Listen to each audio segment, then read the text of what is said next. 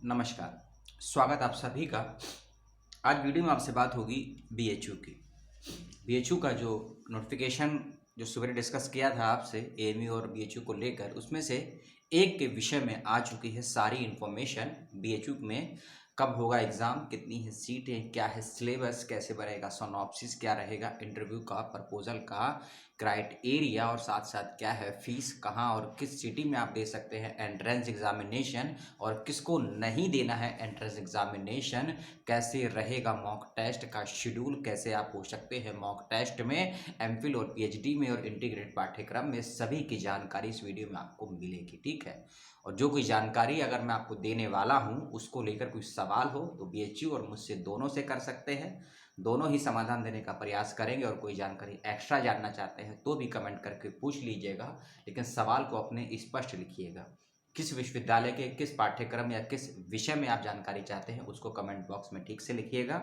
आपको कम देख पाऊंगा, मुझे अपना नोट्स को ज़्यादा देखना है आपको समझाने के लिए, क्योंकि बहुत कुछ है बताने के लिए इस वीडियो में। और पहले कह देता हूँ वीडियो लंबा हो सकता है और लंबा ही होगा, क्योंकि केवल नोटिफिकेशन पढ़ के आपको पढ़ के सुना दूं ऐसी वीडियो मैं ना बनाता हूं और ना मैं बनाने में इंटरेस्टेड हूं, आप भी जानते होंगे। मैं कोशिश ये भी करता हूं वीडियोस के माध्यम से कि आपको चीज़ों को कुछ समझा पाऊं कि फॉर्म भरना बहुत ईजी है। फॉर्म में जो नोटिफिकेशन है उसको आप पढ़ के समझ जाएंगे, लेकिन जब आपको समस्या होगी एंट्रेंस एग्जामिनेशन के दिन और इंटरव्यू के दिन, फिर आप कमेंट करके पूछेंगे 1 महीने के बाद में कि आपने वीडियो में ये बताया था और हमने ये समझा। तो वो आप गलत ना समझें, गलत तरीके से उसको ना लें। इसीलिए मैं कोशिश करता हूँ हर चीज़ मैं आपको क्लियर से समझा पाऊँ, क्योंकि हो सकता है कि हर बच्चा पीएचडी का एंट्रेंस पहले नहीं दिया होता है। कई बच्चे पहली बार पेपर देते हैं, कई बार बीएचयू का नाम तक नहीं जानते हैं, कई लड़के ये नहीं जानते हैं कि रेट क्या होता है, कई बच्चे एग्जाम डेट नहीं जानते हैं। ठीक है। तो वीडियो देखने वाला हर बच्चा पुराना हो ये ज़रूरी नहीं है, और अधिकांश बच्चे फ्रेशर ही पीएचडी के लिए अप्लाई करते हैं, ये बात भी ठीक नहीं है। तो मेरे को दोनों तरीके से अपने ऑडियंस को देखना पड़ता है। एक जो पहली बार एंट्रेंस दे रहा है, क्योंकि हो सकता है कि आपको मालूम होगा रिसर्च प्रपोजल कैसे बनता है, लेकिन अन्य बच्चों को मालूम हो ये बिल्कुल ज़रूरी नहीं है। और साथ ही साथ इसी वीडियो में मैं आपको सिलेबस भी बताऊंगा, एग्ज़ाम का पैटर्न भी बताऊंगा। और शुरू करता हूं वीडियो, आते हैं पहले पॉइंट्स पर। सबसे पहले याद रखिएगा कि जो मैं आपको लिंक दूंगा डिस्क्रिप्शन बॉक्स में उसको ज़रूर चेक कर लीजिएगा। चेक नहीं करेंगे तो इन्फॉर्मेशन अधूरी होगी, क्योंकि हर चीज़ मैं वीडियो में भी नहीं समझा पाऊंगा और हर चीज़ को मैं लिंक भी नहीं दे सकता हूँ। जो समझाने वाली हैं उसको समझाऊंगा और जो लिंक देने वाली हैं पढ़ने के लायक है उसको आपको पढ़कर ही समझना होगा। समझने में दिक्कत होती है तो पूछ लीजिएगा। जैसे ही बीएचयू के वेबसाइट पर आप जाएंगे, आपको रजिस्ट्रेशन के लिए 2 प्रोस्पेक्टर, 2 लिंक और 2 तरीके के आपको विवरणिकाएं प्राप्त होंगी। ठीक है। इस बात का रखिएगा विशेष रूप से ध्यान। पहला आपको मिलेगा रैट एजी एंड वीटी को लेकर, और दूसरा मिलेगा रैट मेंस को लेकर। ठीक है। दोनों में कंफ्यूज ना हो उसको लेकर मैं अलग अलग चीज़ों को समझाऊंगा और बताऊंगा, अभी इस बात का ध्यान रखिएगा। ठीक है। जो पहला आपको रैट मिलेगा, जो मैंने आपको बताया कि रैट एजी और वीईटी मिलेगा, इसका मतलब क्या है पहले ये समझ लीजिए। एजी का मतलब है एग्रीकल्चरल फैकल्टीज, ठीक है ना। एजी का मतलब जो है एग्रीकल्चर फैकल्टीज का एक प्रोस्पेक्टर होगा आपके समक्ष और रजिस्ट्रेशन लिंक होगा। और जो वीटी का मतलब है उसका मतलब है veterinary animal science. Veterinary animal science, इन दोनों विषयों की अलग अलग एग्जाम का शेड्यूल भी है, अलग अलग सब्जेक्ट भी हैं, किस सब्जेक्ट में कितनी सीटें हैं मैं सब बताऊंगा, उसके लिए देखते रहिएगा। पहले हम बात करेंगे वीईटी की लेकर, ठीक है ना, क्योंकि जो मेन वाला है वो बहुत लंबी डिटेल है। पहले वीटी पे समझ लीजिए। इसके 2 पार्ट हैं, एग्रीकल्चर और वेटरनरी एनिमल साइंस। ठीक है। इसके आप सब्जेक्ट सुन लीजिए और फिर सीट सुन लीजिएगा। ठीक है। इसमें एग्रीकल्चर और जो मैं सीट बताऊंगा आपको, वो सीट में आपको टोटल बताऊंगा। उस सीट में कुछ सीटें एंट्रेंस बेस पे हैं, कुछ सीटें डायरेक्ट बच्चों के लिए है, चाहे वह मेन सब्जेक्ट हो, चाहे वह एग्रीकल्चर एंड वेटरनिटी के सब्जेक्ट हो। ठीक है। एग्रीकल्चर एंड स्टैटिक्स में कोई सीट नहीं आई है। डेयरी टेक्नोलॉजी में 5 सीटें हैं, डेयरी टेक्नोलॉजी में 5 सीटें हैं। और उसके बाद आती है आपकी हिस्टोरिक कल्चर, इसमें 4 सीटें हैं टोटल।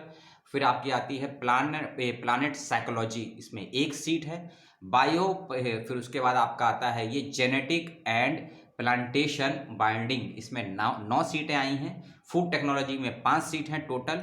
फिर आपकी है वेटरनिटी माइक्रोबायोलॉजी, इसमें 4 सीटें हैं। वेटरनिटी स्ट्रेटजी रेडियोलॉजी, इसमें 6 सीटें हैं। वेटरनिटी फार्मालॉजी एंड टैक्सियोलॉजी, इसमें 3 सीटें हैं। एंटोनॉमी इसमें 3 सीटें हैं।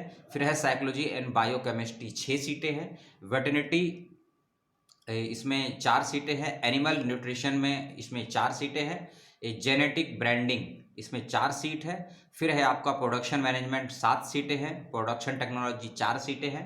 और फिर आपका इसमें आता है वेटरनिटी जेनेटिक एंड ऑब्जर्वेशन 4 सीटें हैं। पैथोलॉजी में 4, पब्लिक हेल्थ में 4, वेटरनिटी मेडिसिन में 3 और फिर आपका है एक्सटेंशनल एजुकेशन में 4 सीटें। एजुकेशन नहीं है, अलग वाला है, ठीक है। ये आपने सीट सुनी और सीट के साथ साथ इसमें और है एग्रीकल्चरल इकोनॉमिक्स। एग्रीकल्चर इकोनॉमिक्स इसमें 7 सीटें हैं। एटोनॉमी में 5 सीटें हैं। वाटर मैनेजमेंट में 4 सीटें हैं। एंटोनोमोलॉजी में 4 सीटें हैं। एग्रीकल्चरल एक्सटेंशन एंड कम्युनिकेशन में 3 सीटें हैं। तीनों की तीनों सीटें एग्जाम्प्टेड हैं, यानी कि एंट्रेंस वाली नहीं है, एग्जाम्प्टेड वाली हैं। Agriculture engineering soil and water management इसमें 4 सीटें हैं। फिर आपका है प्लांट पैथोलॉजी इसमें 4 सीटें हैं। Soil science and agriculture chemistry 8 सीटें हैं। एग्रीकल्चर इंजीनियरिंग में कोई सीट नहीं है, ठीक है। और एंट्रेंस की तारीख क्या है मैं आपको आगे बताऊंगा।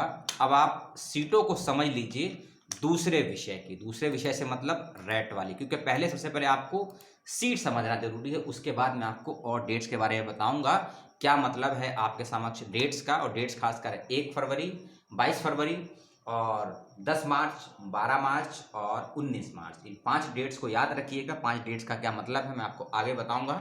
अब आप सुन लीजिए अन्य सब्जेक्ट में सीट कितनी है। और 13 फैकल्टीज़ में है BHU में, और उसमें लगभग सैकड़ों से अधिक कोर्स हैं। सभी की जानकारी नहीं दे पाऊंगा, लेकिन जो बहुत ज़रूरी है उसकी जानकारी सुन लीजिए। सबसे पहले आप सीट पे आ जाइए, और जब आप फॉर्म भरेंगे ना तो हो सकता है कि आपको वहाँ आपका सब्जेक्ट ना मिले। तो सब्जेक्ट को पहचानने का आपका सबसे अच्छा तरीका है अपने सब्जेक्ट का कोड को कहीं लिख लीजिएगा, याद कर लीजिएगा। हो सकता है कि जैसे आप हिस्ट्री में अप्लाई करेंगे, बुद्धिज़्म में अप्लाई करेंगे, फिलॉसफी में अप्लाई करेंगे, हिंदी में अप्लाई करेंगे, मीडियम में अप्लाई करेंगे या आर्कोलॉजी जैसे सब्जेक्ट में अप्लाई करेंगे, तो इसमें आपको बहुत से कॉमन सब्जेक्ट मिलेंगे। लेकिन आपको किस सब्जेक्ट में अप्लाई करना है तो उसकी पहचान आपको अपने सब्जेक्ट के कोड से करनी होगी। 3 डिजिट का कोड होगा, उसको याद रखिएगा। और सभी कोड की जानकारी प्रोस्पेक्टर में दे दी गई है। दोनों प्रोस्पेक्टर के लिंक और दोनों के अलग अलग रजिस्ट्रेशन के लिंक मैं प्रोस्पेक्टर की वेबसाइट में डिस्क्रिप्शन में डाल दूंगा, वहाँ से देख लीजिएगा। अरेबिक विषय में आते हैं। अरेबिक विषय में जो कि आर्ट्स का फैकल्टी का कोर्स है, इसमें 11 सीटें हैं। 6 सीटें एंट्रेंस पे हैं और 5 सीटें विदाउट एंट्रेंस पे हैं। टोटल 11 सीटें हैं। बंगाली में कोई सीट नहीं है। इंग्लिश में 21 सीटें आई हैं। अब इन 21 सीटों को अलग अलग तरीके से बांटा गया है, उसके लिए आप प्रोस्पेक्टर को देख लीजिएगा। इंग्लिश में 21 सीटें हैं। फ्रेंच में है आपकी 6 सीटें। हिस्ट्री ऑफ आर्ट्स इसमें 3 सीटें हैं। टूरिज्म मैनेजमेंट में 1 सीट है, ठीक है ना। फिर आते हैं लाइब्रेरी एंड इंफॉर्मेशन साइंस, इसमें 9 सीटें हैं। फिजिकल एजुकेशन में टोटल 25 सीटें हैं। फिजिकल एजुकेशन में टोटल 25 सीटें हैं। 12 सीटें आपकी रेट बेस पे हैं और 13 सीटें एग्जाम्प्टेड हैं फिजिकल एजुकेशन में। फिर आपका आता है मैस्कियोलॉजी, इसमें 3 सीट है। उसके बाद आपका आता है ज्योग्राफी, ठीक है। ज्योग्राफी में आपकी है 31 सीट्स। ज्योग्राफी में 31 सीट्स है और जो ज्योग्राफी का कोड है 902 है, उसके पीछे स्टार लगा हुआ है, ध्यान रखिएगा। प्रोस्पेक्टर में ध्यान से देख लीजिएगा। होम साइंस में 4 सीटें हैं। मैथमेटिक्स में 10 सीटें हैं। स्टैटिक्स में 11 सीटें हैं। लिंग्विस्टिक यानी कि भाषा विज्ञान, इसमें 8 सीटें हैं और 8 सीटें RTE के यानी कि एग्जाम्प्टेड है। एंट्रेंस बेस पे कोई सीट नहीं आई है, क्योंकि जब आप फॉर्म भरेंगे हो सकता है कि आपको फॉर्म भरते वक्त तो आपका सब्जेक्ट मिल जाए, लेकिन अगर आपने कोड को ढंग से नहीं भरा है तो हो सकता है आपने फॉर्म भरा है एंट्रेंस कैटेगरी पे, लेकिन बाद में पता लगा कि आपके सब्जेक्ट में एंट्रेंस बेस पे सीट ही नहीं आई है, सारी की सारी सीटें एग्जाम्प्टेड कैटेगरी में आई हैं, तब आपको परेशानी होगी। इसीलिए मेरी कही हुई हर बात को ध्यान से सुनिएगा और जो लिंक नीचे दूंगा उन जानकारी को ध्यान से पढ़िएगा, दोनों को मिला के समझिएगा, उसके बाद ही अप्लाई कीजिएगा, एंट्रेंस की तैयारी कीजिएगा और सिनॉप्सिस बना लीजिएगा। इस बात का ध्यान रखिएगा। कैसे बनेगा सिनॉप्सिस मैं वह भी आपको बताऊंगा, और किस किस क्षेत्र से सवाल जवाब आपसे होंगे एंट्रेंस एग्जामिनेशन में वह भी बताऊंगा। आपके पास समय है तो वीडियो देखिए पूरा आगे तक, नहीं तो छोड़ के चले जाइए, ठीक है।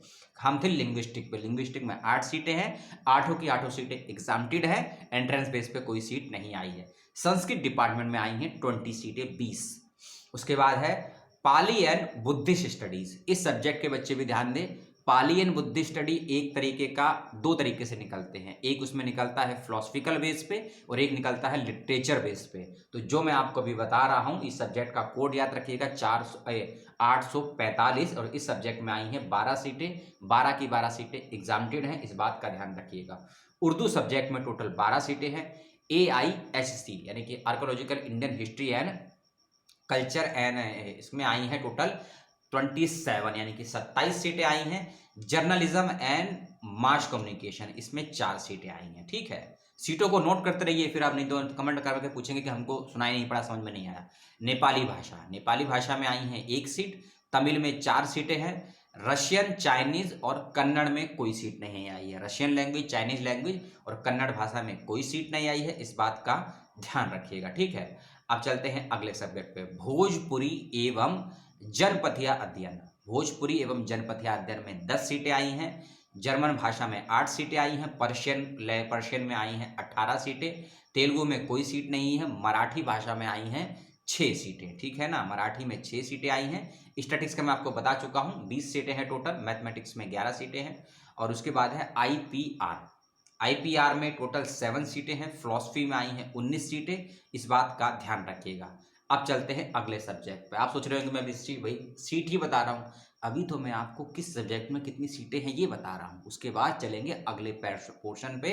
आपको लगता है कि सीटें बताना उचित नहीं है, क्योंकि वीडियो देखने वाला हर बच्चा प्रोस्पेक्टर नहीं पढ़ता है, ना ही वे लिंक को ओपन करके देखता है। उनका मतलब है वीडियो देख लिया, जानकारी मिल गई, जाके फॉर्म भर देंगे, और फॉर्म भरने के बाद जब समस्याएं खड़ी होंगी फिर जाके आप विश्वविद्यालय का, विभाग का और यूट्यूबरों का गला पकड़ते हैं। इसीलिए जानकारी को पूरी देखना सीखिए, और पूरी देखने के साथ साथ जानकारियों को समझना भी सीखिए। अगर समझेंगे नहीं तो एप्लीकेशन फॉर्म में भी गलती करेंगे, एग्जाम में भी गलती करेंगे, और सिनॉप्सिस में तो ब्लंडर गलती करेंगे। पहली बात तो आप वहां तक पहुंच ही नहीं पाएंगे। एंट्रेंस क्वालिफाई करना BHU का हर किसी के बस की बात नहीं होती है। इसीलिए पैटर्न को समझ लीजिएगा कि किन 5 चरणों से गुजरते हुए आप पहुंचेंगे BHU में, PhD में। 5 चरण बताऊंगा आपको, 5 मिनट वेट कर लीजिए। ठीक है, प्लांटिंग 14 सीटें हैं। अप्लाइड आर्ट में 3 सीटें हैं। फिर है आपका प्लास्टिक आर्ट, इसमें 1 सीट है। और फिर है टेक्सटाइल डिजाइन, इसमें 5 सीटें हैं। लॉ के बच्चे, एजुकेशन के बच्चे ध्यान दें, फैकल्टी ऑफ एजुकेशन में आई हैं 20 सीटें। पहले जो मैंने बताई थी वह एजुकेशन नहीं, फिजिकल एजुकेशन था, और अब जो बता रहा हूं वह एजुकेशन है, ओनली एजुकेशन। 8 सीटें एंट्रेंस बेस पे है, 12 सीटें विदाउट एंट्रेंस यानी कि नेट, MPhil या एग्जामिनेशन कैटेगरी की हैं। उसके बाद आता है आपका human rights and duties education. Education subject को ध्यान से सुन लीजिएगा, कई तरीके का एजुकेशन होता है। फिजिकल एजुकेशन बताया, और अब मैं आपको बता रहा हूं human rights and duties education. इसमें टोटल आई हैं 6 सीटें। लॉ के अंदर आई हैं 14 सीटें। ठीक है, फिर आता है आपका मैनेजमेंट स्टडीज, इसमें आई हैं आपकी 15 सीटें टोटल। ठीक है, अब चलते हैं सोशल साइंस में। सोशल साइंस में इकोनॉमिक्स में आई हैं टोटल 23 सीटें। 23 सीटें आई हैं, 17 सीटें एंट्रेंस के बेस पे हैं और 6 सीटें विदाउट एंट्रेंस यानी कि एग्जामिनेटेड कैटेगरी की हैं। फिर है आपका है साइकोलॉजी में 12 सीटें आई हैं। उसके बाद आपका है personal management and industrial relation, इसके अंदर कोई सीट नहीं है। सब्जेक्ट का नाम बहुत बड़ा है, सीट इसमें कोई नहीं है। नेपाली स्टडीज में 2 सीट है, वुमन स्टडी में 1 सीट है, सबल्टन हिस्ट्री में 2 सीटें हैं, सोशल वर्क में कोई सीट नहीं है। सोशल वर्क में कोई सीट नहीं है। इस सत्र में याद रखिएगा हिस्ट्री डिपार्टमेंट, पहले मैंने आपको बताया था AIHC अलग डिपार्टमेंट था, जिसमें एंशिएंट हिस्ट्री हो और आर्कोलॉजी वाले दोनों बच्चे अप्लाई कर सकते थे। और इस बात का भी ध्यान रखिएगा फॉर्म अप्लाई करते वक्त में कि आप जिस सब्जेक्ट से MA किए हुए हैं उस सब्जेक्ट में PhD आई है या आप अलाइड सब्जेक्ट से अप्लाई कर रहे हैं, याद रखिएगा इस चीज का। इसीलिए आपका MA के सब्जेक्ट से होना चाहिए, उसकी जानकारी डिटेल में प्रोस्पेक्टर में दी हुई है कि आप मेन सब्जेक्ट में काउंट करेंगे या इंटरडिसिप्लिनरी सब्जेक्ट में या अलाइड सब्जेक्ट में। इस बात का क्लियरिफाई करने के बाद ही अपने सब्जेक्ट के लिए अप्लाई कीजिएगा PhD के लिए, चाहे इंटीग्रेटेड भरे या PhD के लिए भरे या MPhil PhD या सबल्टन हिस्ट्री। इस बात का विशेष रूप से ध्यान रखिएगा। ठीक है, हिस्ट्री में आई हैं 32 सीटें, 32 सीटें 32 में है। अब ये है हिस्ट्री वाला कोड भी याद रख लीजिए, 860 इसका कोड है। तो इसके लिए एमए इन हिस्ट्री होना चाहिए, या modern history, medieval history, ancient history, pre modern history या पोस्ट मॉडर्न हिस्ट्री होना चाहिए। किस प्रकार का हिस्ट्री मांगा है एमए के अंदर इन 32 सीटों के लिए, उसके लिए प्रोस्पेक्टर को क्लियरली पढ़ लीजिएगा, नहीं तो विभाग में फोन करके पूछ लीजिएगा। फैकल्टी ऑफ सोशल साइंस का सब्जेक्ट है। पॉलिटिकल साइंस, एंट्रेंस के बेस पे कोई सीट नहीं आई है, इस बात को सुन लीजिए। पॉलिटिकल साइंस में एंट्रेंस के बेस पे कोई सीट नहीं आई है। जितनी भी सीटें आई हैं एग्जामिनेड हैं, आरटीई वाली हैं, और सीटों की संख्या है 2432। ठीक है। पंडित दीनदयाल उपाध्याय चेयर, यानी कि जो अलग डिपार्टमेंट बनाया गया है वो पहले से है, उसमें 2 सीटें हैं। पब्लिक एडमिनिस्ट्रेशन, पीए जिसे बोलते हैं, 3 सीटें हैं। सोशियोलॉजी यानी कि समाज शास्त्र में 30 सीट है, 30। उसके बाद मेरा फेवरेट सब्जेक्ट, और शायद अगर मैं अप्लाई करूं, यदि मेरे पास पैसे हो पाए फॉर्म भरने के लिए, अभी तो नहीं है, हो सकता है हो जाए, नहीं होंगे, और अगर मैं भरूंगा तो मैं इस सब्जेक्ट में ही पीएचडी भरूंगा। पीस रिसर्च ये मेरा सब्जेक्ट है, और सीटें इसमें 3 है, इस बात का भी ध्यान रखिएगा। ठीक है। कॉमर्स सब्जेक्ट, कॉमर्स में आई हैं 30 सीटें, 30, code number 870। Faculty of performing arts, थोड़ा ध्यान से सुनिएगा इसको, क्योंकि परफॉर्मिंग आर्ट में कई प्रकार की कला आर्ट होती हैं, उसका अलग अलग सीटें आई हैं, उसको सुन लीजिए। मैं नाम बताऊंगा, उसको ध्यान कर लीजिए। ठीक है। वॉयलन, बताते हैं ना वॉयलन, जो मोहब्बतें देखी होगी वो वाला वॉयलन। ठीक है। वॉयलन में 1 सीट है। सितार माँ सरस्वती का, उसके अंदर 3 सीटें आई हैं। फिर है तबला, उस्ताद जाकिर हुसैन को सुना होगा, तबला, इसमें 4 सीटें आई हैं, इस बात का ध्यान रखिएगा। फ्लूट, बांसुरी कृष्ण वाली, उसमें कोई सीट नहीं है। ठीक है। फिर से बता दूं, वॉयलन में 1 सीट है, सितार में 3 सीटें हैं, तबला में 4 सीटें हैं। आगे चलते हैं, अगला कोर्स है। ठीक है। म्यूजिकोलॉजी, म्यूजिकोलॉजी, इसमें 6 सीट है। डांस है, डांस में भी कथक, कथक में आई हैं 4 सीटें, और भरतनाट्यम में आई हैं 2 सीटें।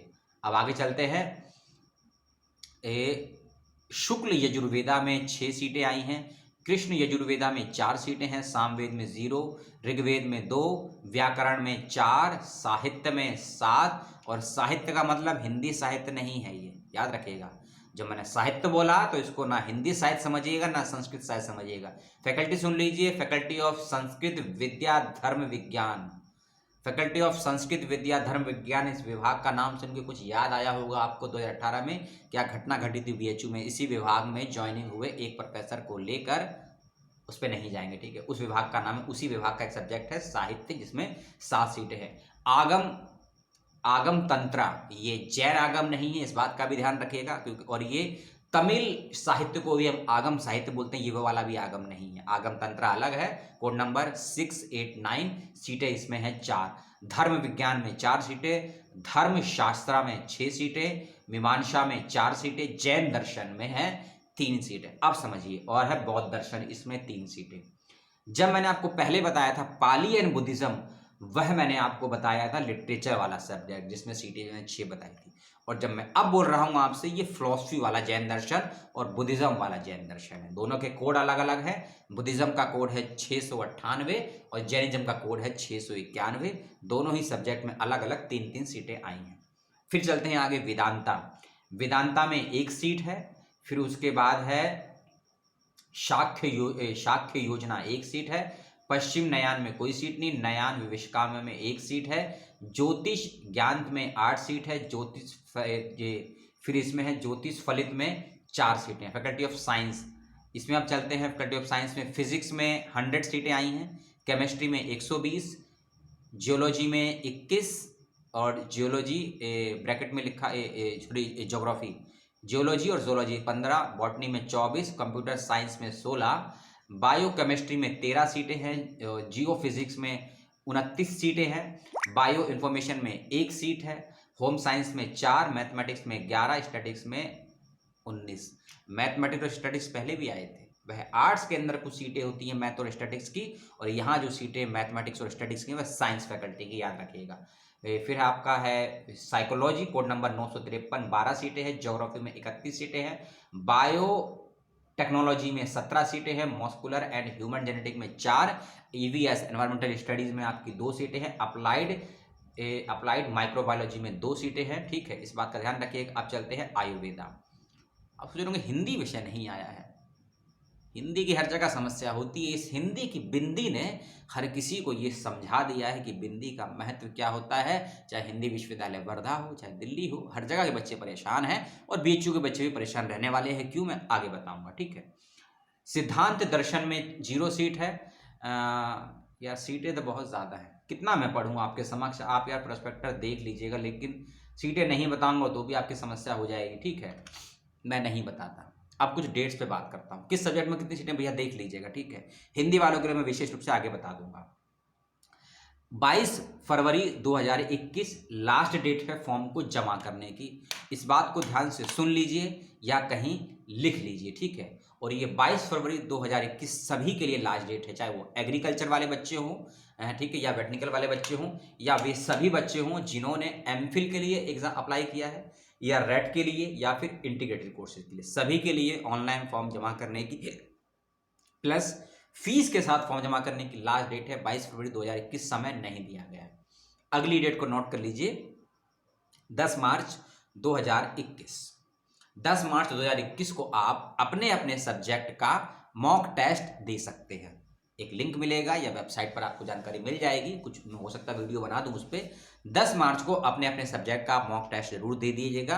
आप किसी भी सब्जेक्ट के हो, चाहे साइंस के हो, लॉ के हो, आर्ट्स के हो, लैंग्वेज के हो, एजुकेशन के हो, 10 मार्च को अपना मॉक टेस्ट दे दीजिएगा। टाइम अभी नहीं दिया है, उसकी जानकारी मिल जाएगी।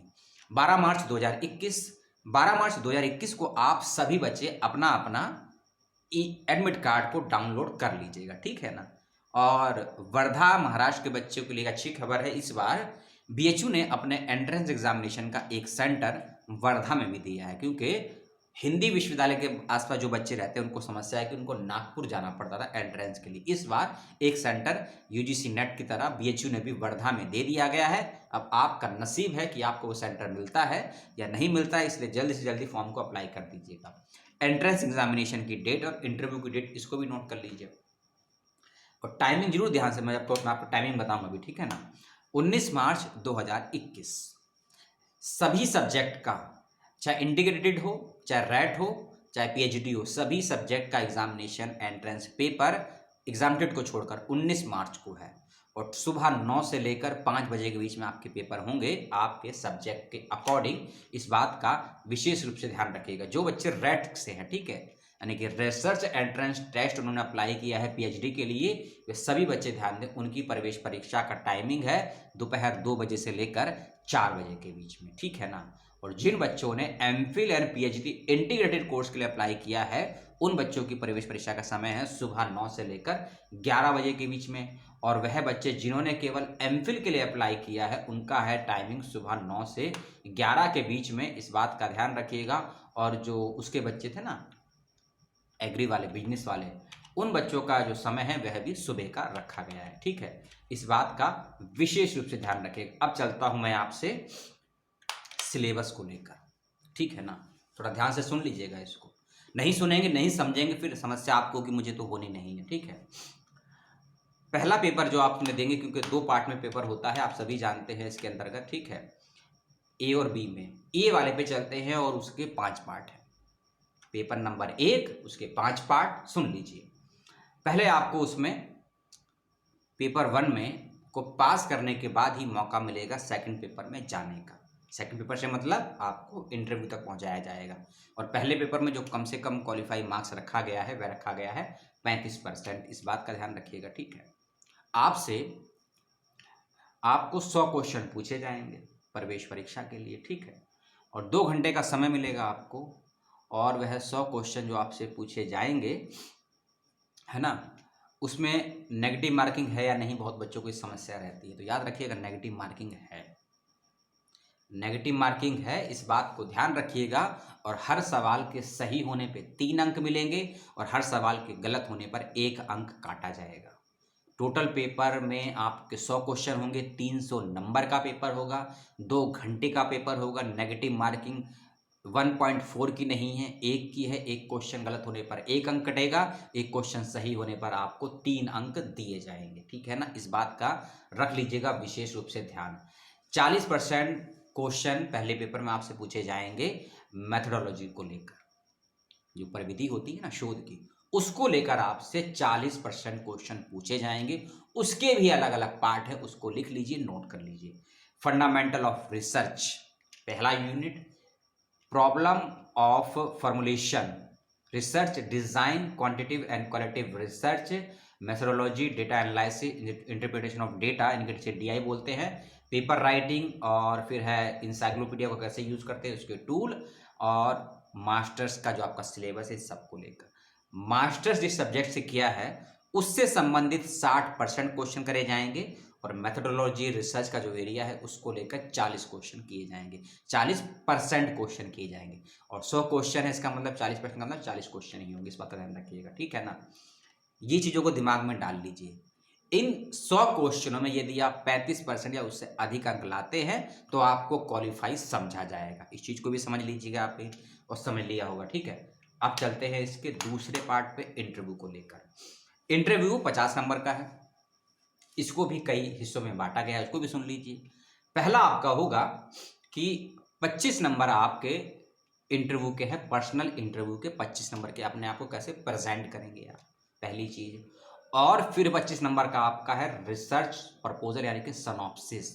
सनॉप्सिस BHU में आपको फॉर्म अप्लाई करते वक्त नहीं लगाना है।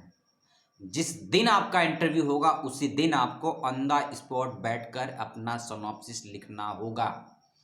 जिस दिन इंटरव्यू होगा उसी दिन आपको सिनॉप्सिस लिखना होगा, और उसका सीमा लिमिटेशन समझ लीजिए, 1 से लेकर 3 पेज के बीच में, 1 पेज, 2 पेज या 3 पेज। और मैंने 3 साइड पेज नहीं बोले हैं, पेज बोले हैं, याद रखिए। यानी कि 300 से लेकर 500 या 700 शब्दों में आपको अपना रिसर्च प्रपोजल कह लीजिए, या राइटिंग कह लीजिए, या अपना सिनॉप्सिस कह लीजिए, तैयार कर कर वहाँ देना है। और जो आप देंगे उसी के बेस पर आपका इंटरव्यू होगा। इस बात को क्लियर कट भेजे में उतार लीजिएगा। आपने इंटरव्यू सिनॉप्सिस कैसे लिखा है, इसे रिसर्च राइटिंग बोलते हैं।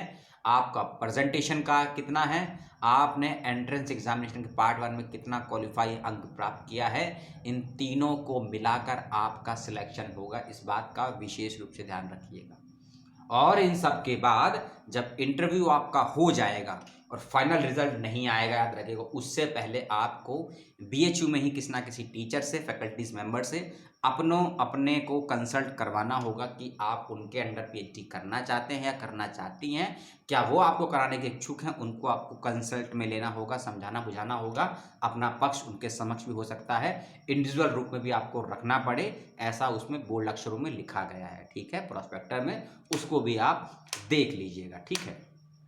एंट्रेंस की डेट मैंने आपको बता दी 19 मार्च, लास्ट डेट बता दी। फीस सुन लीजिए, फीस भी मैंने आपको नहीं बताई, 400 रुपये है SC ST PWD की, बाकी सबकी 800 रुपये की है।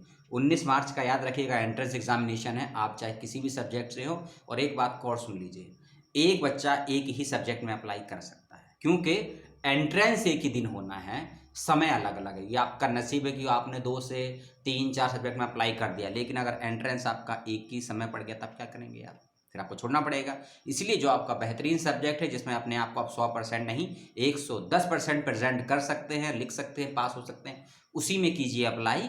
और BHU की थोड़ी सी इन्फॉर्मेशन मैंने आपको दी, 30 मिनट आपका समय लिया। कोई सवाल हो तो पूछ लीजिएगा, बहुत तरीके से तो नहीं, जल्दबाजी में मैंने चीज़ें बताई हैं आपको। और फिर यही, हिंदी वालों के लिए कोई सीट नहीं आई है, हिंदी विषय में कोई सीट नहीं आई है, ना ही हिंदी साहित्य में, ना ही हिंदी भाषा में कोई सीट नहीं आई है इस सेशन में BHU के लिए, याद रखिएगा, ठीक है। और बाकी सीटें कितनी हैं उसको आप पेज नंबर 30 से लेकर 34 खोलेंगे प्रोस्पेक्टर का, सारी सीटें वहाँ मिल जाएंगी आपको। कुछ सीटें मुझसे छूट गई होंगी तो याद रखिएगा, जैसे कि सोशल वर्क में कोई सीट नहीं आई है, हिंदी साहित्य में कोई सीटें नहीं आई हैं। अब नहीं आई है तो भैया मैं क्या कर सकता हूँ। आपको लगता होगा मैं चीज़ें छुपाता हूँ, मैं छुपाता नहीं हूँ। जब ड्यू का इन्फॉर्मेशन नहीं आया, वर्धा का नहीं आया, BHU का नहीं आया, तो मैं गलत जानकारियाँ आपको कैसे दे दूँ, मुझे बताइए। सबल्टन हिस्ट्री MPhil में देखिए 20 सीटें आई हैं, है ना। तो जिसमें जितनी सीटें आई हैं मैं उतना ही तो बताऊंगा। इसमें जब सीट ही नहीं आई है या उस विभाग की कोई इन्फॉर्मेशन ही नहीं आई है मेरे पास किसी भी सोर्सेज से, तो मैं कैसे आपको गलत जानकारियाँ दे दूँ। और गलत जानकारियाँ दे दूंगा फिर आप कहेंगे BHU से जाके कि हमने इस व्यक्ति की वीडियो देखी थी, उन्होंने ये बताया था, फिर BHU मेरा गला पकड़ेगा और BHU से पहले आप मेरा गला पकड़ लेंगे। इसीलिए गला पकड़ने से बेहतर है कि अपने गले तक मैं किसी के हाथ ही ना पहुँचने दूँ। इसीलिए जानकारियाँ लेट ले लीजिए, लेकिन सही जानकारियाँ ले लीजिए। चाहे कोई यूट्यूबर हो, चाहे वेबसाइट हो, चाहे विश्वविद्यालय हो, चाहे कोई नौकरी हो, सही व्यक्ति की शरण में जाना हर किसी का अधिकार होता है। गलत की संगति में रहेंगे और गलत हमारे दृष्टिकोण पे निर्भर करता है। इस बात का ध्यान रखिएगा। इस जानकारी को शेयर कीजिए। यदि आपको अच्छी लगी हो तो, और कुछ सवाल हो तो पूछ लीजिएगा। किसी और दिन किसी और वीडियो के साथ आपसे बहुत जल्द होगी मुलाकात। तब तक अपना और अपनों का ध्यान रखिए, स्वास्थ्य का ध्यान रखिए, मानसिक रूप से तैयार रहिए। और 1 से 2 दिन में कुछ वीडियोस आपको फ्री ऑनलाइन बुक्स के विषय में फिर से मिलेंगे, जिसको आप डाउनलोड करके पढ़ सकते हैं अपने यूजीसी नेट की परीक्षाओं के लिए और पीएचडी की प्रवेश परीक्षाओं के लिए। तब तक के लिए नमस्कार, जय हिंद, जय भारत और सलाम।